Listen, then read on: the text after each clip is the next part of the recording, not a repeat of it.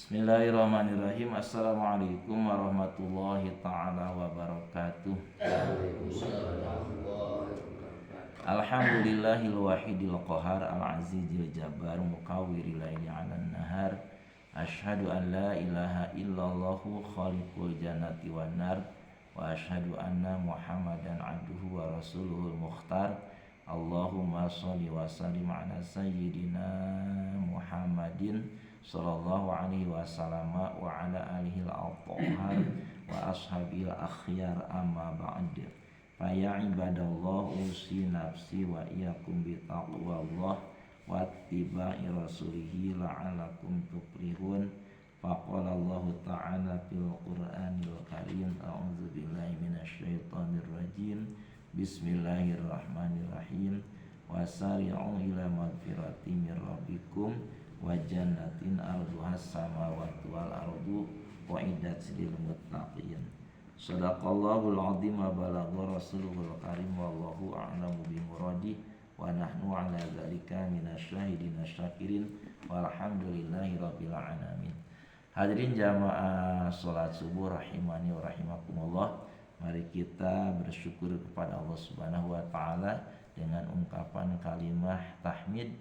Alhamdulillahirabbil alamin ala kulli halin wa ni'matin. Segala puji hanya milik Allah. Dalam segala keadaan kita harus selalu bersyukur kepada Allah. Ketika sakit bersyukur, ketika sehat juga bersyukur, apalagi kalau ketika sakit bersyukur alhamdulillah. Karena dibalik penyakit, dibalik sakit, kalau kita sabar, ada hikmah yang paling besar, diampuni dosa, diangkat derajat kemuliaan di sisi Allah, di akhirat jaminan akan masuk surga. Makanya orang-orang yang betul-betul keimanannya hebat diberi ujian itu bergembira, Pak. Jadi ada sobar itu ada tingkatannya itunya. Sobar sedikit itu mahabbatul balai, nah itu cinta terhadap balai, itu senang diberi balai ku Allah teh, senang diberi ujian sakit, karena semakin mendekat kepada Allah, dibalik musibah, dibalik ujian, dibalik bala ada hikmah yang sangat besar. Karena dunia ini adalah tempat ujian, tempat ujian. Makanya para rasul itu ujiannya paling tinggi karena keimanannya paling hebat, itu paling hebat. Orang mau diuji paling lariutnya, lihat turun ke masjid, bisa gitu. Jadi imannya lemah itu. Jadi Allah akan menguji hambanya sesuai dengan kekuatan imannya. Imannya semakin kuat, semakin hebat, ujiannya juga semakin dahsyat. Itu bagaikan jukut menyukut mah sabab penek terpana angin teh tidak begitu kencang itu. Tapi pohon kelapa itunya semakin tinggi terpana anginnya semakin hebat itu karena semakin tinggi. Tapi jarang takal kelapa tumbang karena akarnya kuat gitu. Nah, kita juga perkuat keimanan kita dengan sering mendengarkan nasihat agama. Insyaallah semakin kuat keimanan kita, terpaan ujian bagaimanapun kita akan tetap bertahan mendekat kepada Allah, ingat kepada Allah, bermunajat kepada Allah insyaallah.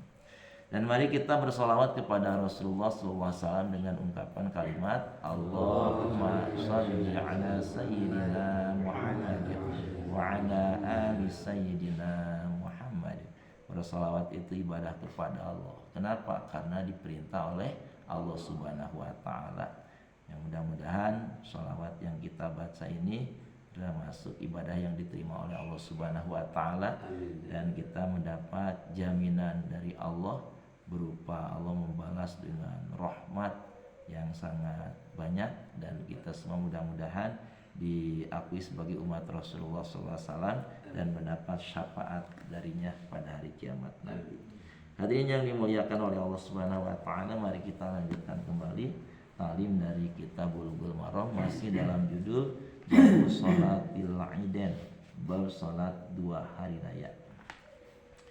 Selanjutnya bismillahirrahmanirrahim. Hadis ke-8. Hadis ke-7. Wa an Ibnu Abbasin, dan dari Ibnu Abbas radhiyallahu anhu, semoga Allah meridhoi kepada beliau berdua, mereka berdua, Ibnu dan Abbas. Anan Nabi sallallahu alaihi wasallam sholat, bahwa Nabi sallallahu alaihi wasallam melaksanakan sholat yaumal idi, pada hari Id. Berapa rakaat? Rakaataini, 2 rakaat. Nah, jadi sholat Id itu 2 rakaat. Lam yusolli, beliau yakni Nabi sallallahu alaihi wasallam tidak melakukan sholat qoblaha, sebelum melaksanakan sholat Id, wala ba'daha, dan beliau tidak melaksanakan sholat setelah sholat Id, ya, wala ba'daha. Jadi tidak ada istilah sholat qobla sholat Id, dan tidak ada istilah sholat ba'da sholat Id itu. Kalau di sholat sunat, sholat fardu kan adanya sholat sunat rawatib namanya, sholat sunat yang mengikuti sholat fardu. Kalau sebelum sholat fardu namanya qobliyah, kalau setelah sholat fardu namanya ba'diyah. Nah, dalam melaksanakan sholat Id tidak ada sholat sunat qobla Id, dan tidak ada sholat sunat ba'da Id. Akhrajahu, mengeluarkan kepada hadis ini as-sab'atu, imam yang 7. Ya, imam hadis yang 7 itu yaitu Imam Ahmad, Imam Bukhari, Imam Muslim, Imam Abu Dawud, Imam Tirmidzi, Imam An-Nasai, dan Imam Ibnu Majah. Itu imam hadis yang 7. Huwa, salahnya huwa dalilun ala anna salatal id rakaatani wa huwa ijma'un. Jadi hadis ini sebagai dalil bahwa salat Id itu jumlah rakaatnya 2. Ini berdasarkan ijma', kesepakatan para ulama. Berdasarkan hadis yang ini. Jadi hadis ini menunjukkan bahwa salat Id dilakukan sebelum buat tahun kemarin. Jadi tidak ada salat sunat qobla Id, dan tidak ada salat sunat ba'da Id. Ya, jumlah rakaatnya ada 2. Salat biasa dipahami banyak. Salah jengah ya kena waktu Pak. Ayo latihan dia. Wa anhu, dan dari Ibnu Abbas, ya jalur hadis di Ibnu Abbasnya gitu. Wa anhu, dan juga jalur hadis dari Ibnu Abbas. Anna Nabiya sallallahu alaihi wasallam, bahwa Nabi sallallahu alaihi wasallam salat, beliau melaksanakan salat aidah, salat Id, bila adzanin, tanpa diawali dengan azan, wala iqamatin, dan juga tidak diawali dengan iqamah. Akhrajahu, mengeluarkan pada hadis ini Abu Dawud, Imam Abu Dawud. Wa asluhu, asal hadis ini ada dalam fil Bukhari. Fil Bukhari ada dalam riwayat Imam Al-Bukhari. Jadi bahwa Nabi sallallahu alaihi wasallam melaksanakan salat itu tidak diawali dengan adzan. Salat itu, jadi salat itu teu aya adzan, teu aya qomat gitu. Paling oge as-shalatu jami'ah gitu. Salat berjamaah gitunya. Wa huwa dalilun ala adami syar'iyyatihima fi shalatil Id. Bainahuma bid'atun. Jadi hadis ini sebagai dalil tidak disyariatkannya adzan dan iqamah dalam melaksanakan salat Id, karena sesungguhnya adzan dan iqamah termasuk bid'ah. Nah, berarti ya tidak diajarkan oleh Rasul, tidak diberi contoh oleh Rasul, tidak dilakukan di zaman Rasul. Jadi Pak, kayaknya bisa orangnya. Insya Allah itu ada para reneknya. Tak salah jengna jadi itunya. Wa anhu, dan wa an Abi Sa'idin. Nah ini mah jalur hadis dari Abi Sa'id. Itu jadi jalur hadis itu aya ti Bunda Aisyahnya, ti Ibnu Umar, ti sahabat Ibnu Abbas gitu. Kan dulu itu Rasul kan menyampaikan ilmu itu hadir siapa saja lah gitu. Kalau orang aya nu hadirnya, nah kita disampaikan ke anu. Jadi orang lain menerima teh aya nu ti bapak ieu, ti bapak ieu, ti bapak ieu, disebutnya jalur hadis itu. Sanad itu. Wa Nabi Sa'idin, dan dari Abi Sa'id radhiyallahu anhu qala, kata Abu Sa'id, karena Rasulullah sallallahu alaihi wasallam la yusolli, tidak melakukan salat Rasulullah qabla Id, sebelum Id, syai'an, sesuatu pun. Jadi Nabi sallallahu alaihi wasallam tidak melakukan salat apa-apa sebelum melaksanakan salat Id itu. Kami salat Id di lapangan, ulah aya salat tahiyatul medan gitu, medan aya gitu nya waktu mah. Salat sunat itu salat sunat naon cenah gitu nya. Matahari ge can terbit gitu. salat itu di lapangan itunya. Teu aya salat tahiyatul medan itu teu aya salat tahiyatul lapangan. Kecuali pami di masjid, tak ada anjuran kan kita masuk masjid sebelum duduk harus dianjurkan untuk salat 2 rakaat. Namanya salat tahiyatul masjid gitu. Nah, di lapangan soalnya gini di lapangan itu salat naon gitu ya. Jadi di lapangan itu aya salat tahiyatul medan ya. Aya salat sunat tahiyatul lapangan gitu. Nah, jadi Rasulullah SAW tidak melakukan salat apa-apa syai'an apa-apa.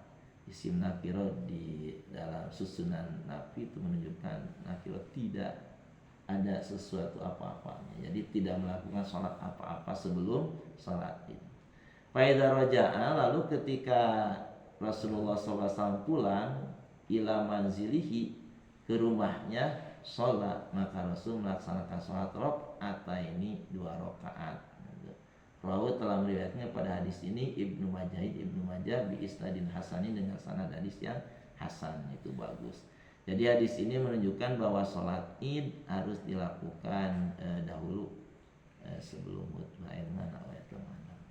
Nah, jadi Rasul melaksanakan sholat sunatna setelah pulang dari tempat sholat Id datang ke rumah. Jadi sebabnya dia nami sholatnya. Jadi sholatnya nami sholatnya itu. Nah iya. Wal hadisu yadulu ala annahu syuri'a sholat rakaataini ba'da idi fil manzili. Jadi hadis ini menunjukkan bahwa disyariatkannya sholat 2 rakaat setelah sholat Id tapi di rumah gitu. Mau dinya makan bisa dianggap sholat ba'da Id gitu kan, tadi itu aya tidak ada sholat qabla Id dan tidak ada sholat ba'da Id. Karena apa yang dilakukan oleh Rasul kan pasti ditiru oleh sahabat gitu. Nah ya Rasul setelah sholat Id pulang ke rumah baru di rumah melaksanakan sholat 2 rakaat. Cuma di sini tidak disebutkan sholat apa gitu. Ya bisa wae pengen sholat duha artinya tapi ya sholat sunat mutlak gitu. Nah sudah waktunya gitu. Kalau sholat sunat duha kan kalau sudah matahari naik, sholat sunat Id kan jelas sudah naik matahari gitu nya waktu duha itu. Nah sholat sunat mutlak bisa kalau matahari sudah naik. Tidak boleh sholat sunat mutlak itu setelah subuh, setelah sholat asar, ketika matahari ada di pertengahan langit dan juga pas waktu matahari terbit gitu, itu tidak diperbolehkan untuk sholat sunat mutlak. Jadi sholat sunat mutlak, sholat sunat gitu. Jadi niat lagi, niat habis sholat sunat 2 rakaat karena Allah gitu. Jadi judulan gitu ya. Tegera mutlak gitu. Sholat sunat 2 rakaat gitu. Dengan ngomerek dengan judul artinya. Misalnya tiasa dipahami banyak. Nah itu kan salit-salit ini kering dari. Hadirin yang dimuliakan oleh Allah Subhanahu wa taala, yang barusan disampaikan yang benarnya mutlak dari Allah Subhanahu wa taala, semoga menjadi ilmu yang bermanfaat. Yang salahnya dari kesalahan dan kekeliruan saya sendiri, semoga Allah memaafkannya. Mari kita tutup dengan doa kifarat majlis. Bismillahirrahmanirrahim. Subhanakallahumma wa bihamdika asyhadu an la ilaha illa anta astaghfiruka wa atubu ilaik. Akhirul kalam, wassalamualaikum warahmatullahi taala wabarakatuh.